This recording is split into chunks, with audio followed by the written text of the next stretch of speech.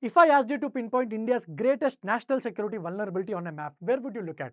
Is it the high altitude mountains of Ladakh, or is it the deep valleys of Kashmir, or perhaps is it the dense forests of Arunachal Pradesh? Think about it.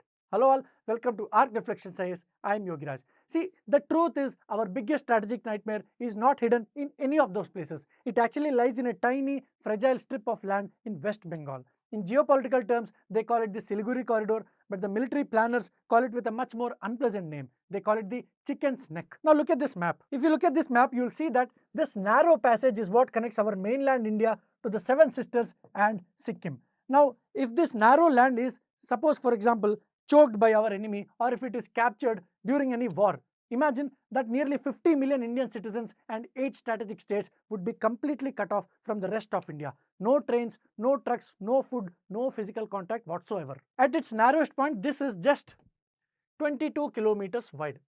This strip is just 22 kilometers wide at its narrowest. Now, just 22 kilometers of territory separates Nepal to the north from Bangladesh to the south. But a massive historic shift has just taken place to ensure that this spot is safe, and it is turning our biggest weakness into our fort of iron. And here is the biggest development that is causing much discussion in the defense circles across South Asia. The West Bengal government under its new administration has just initiated a transfer of, guess how much? 120 acres.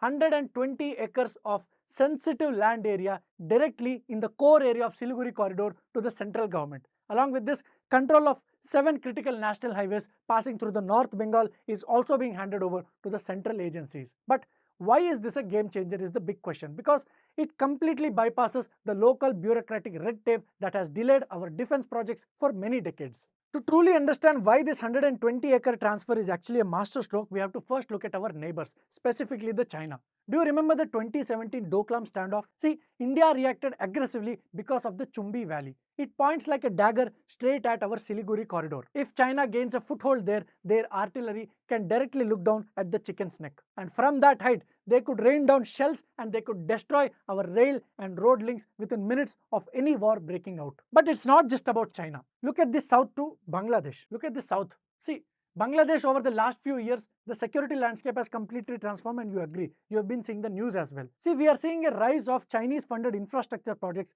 right near our border. Faced with an unpredictable neighbor to the south and an aggressive adversary to the north, India is sealing every loophole possible. So who is building this defense shield? The highways are being right now handed over to the NHIDCL. NHIDCL basically stands for National Highways and Infrastructure Development Corporation Limited.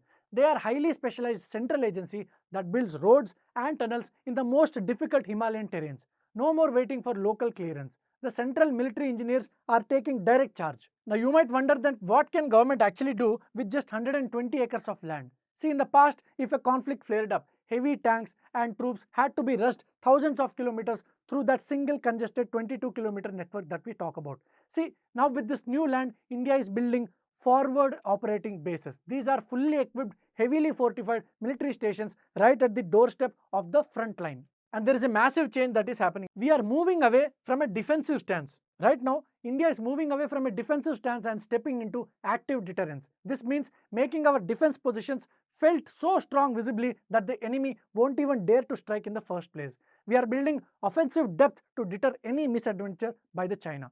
Under this plan, India's security forces will be having dedicated multimodal transport hubs. We are ensuring that heavy military transport can bypass civilian towns entirely. In a conflict, our armor moves unprecedented at an unstoppable speed. This is the ultimate security policy.